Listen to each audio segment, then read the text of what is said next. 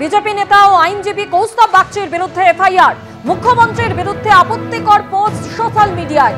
Kaustav বাগচির official page থেকে পোস্টের screenshot দিয়ে টালিগঞ্জ থানায় অভিযোগ দায়ের এক মহিলার অভিযোগের ভিত্তিতে কৌস্তব বাগচির বিরুদ্ধে এফআইআর দায়ের পুলিশের।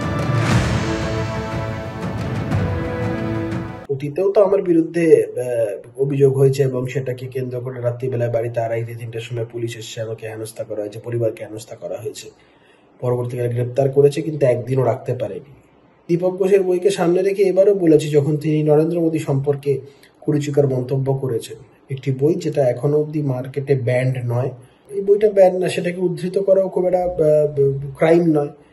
আমি সেই বইটারই কিছু এক্সট্রাক্ট পোস্ট করে কিছু প্রশ্ন যেটা দেববাবু করেছিলেন সেই প্রশ্নটাই আবার সামনে রেখেছি উনার।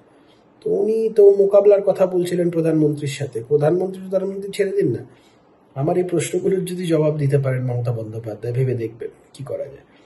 যাই হোক, আমি প্রিপেয়ার্ড। আজকেও রাত্রির বেলায় বাড়িতে হয়তো পুলিশ আসবে, হেনস্থা করার চেষ্টা করবে। শুধু এইটুকুই বলবো, ये डर हमें अच्छा लगा, ये डर होना चाहिए। সরাসরি আমাদের প্রতিনিধি ব্রতদেব ভট্টাচার্য আমাদের সঙ্গে রয়েছেন। ব্রতদেব, একদিকে চাকরিহারারা বলছেন যে তারা শান্তিপূর্ণভাবে অবস্থান করছিলেন, অন্যদিকে পুলিশের বক্তব্য আইন ভাঙলে ব্যবস্থা তো নিতেই হবে, কিন্তু এরকম একটা রক্তাক্ত পরিস্থিতি চাকরিহারারা তাদের তো হকের চাকরির দাবিতেই গিয়েছিলেন, কেন তৈরি হলো?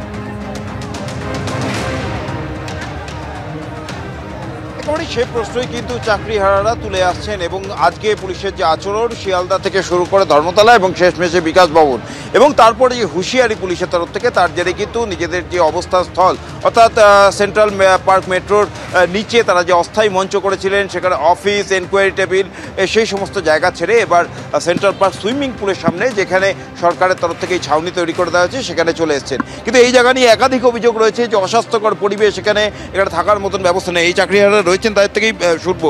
পুলিশ তো হুঁশিয়ারি দিল এবং তার জন্যই কি সরে আসলেন?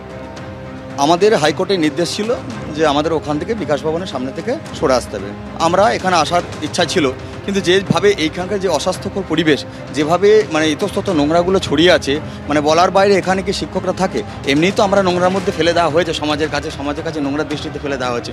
তারপরে যেভাবে এখানে নোংরার পরিবেশ আছে, বলার নেই, প্রথম কথা। দ্বিতীয় কথা হচ্ছে, আজ পুলিশ যে আমাদের সাথে যে অমানবিক আচরণটা করলো, আমরা তো দেখতে পেলাম কোনো এক জায়গায় দুর্দান্ত প্রতাপ নেতা, তিনি দেখলাম আইসিকে তিনি একদম উল্টোপাল্টা কথাবার্তা বলছেন। আর আমরা যারা যোগ্য শিক্ষক, আমরা পড়াশোনা করে বড় হয়েছি, আমরা সংস্কৃতির সাথে, আমরা সংস্কারের সাথে, সভ্যতার সাথে মানিয়ে নিয়ে বাঁচতে চাই, তাদের কাজকে রাস্তায় ফেলে দেওয়া হচ্ছে।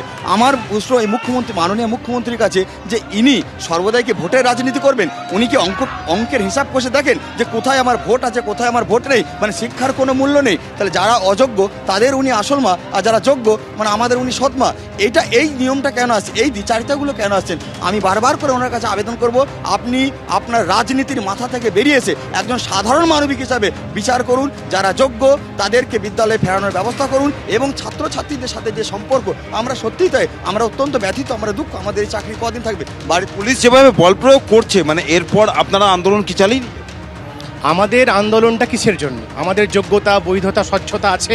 যারা আমরা বিগত 6-7 বছর ধরে শিক্ষকতা করেছি, যাদের এগেনস্টে কোনো রকম ধরনের কোনো দুর্নীতির নাম ছিল না, সিবিআই বা কমিটির কোনো নাম ছিল না, কিন্তু আমাদের এটা হকের চাকরি, ন্যায্য দাবি। তো যতদিন না সেই ন্যায্য দাবিতে তারা প্রথম দিন থেকে তাদের এই অভিযোগ, এই দাবি জানিয়ে আসছেন, এবং তারা শান্তিপূর্ণ আন্দোলন করছিলেন। যে কথা পুলিশ বলছে যে শান্তিপূর্ণ আন্দোলনই করতে হবে, এবং শান্তিপূর্ণ আন্দোলনের আগে তাহলে পুলিশ এই অত্যাচারটা করলো কেন, এই দাবি করছেন চাকরিহারা শিক্ষক শিক্ষিকারা।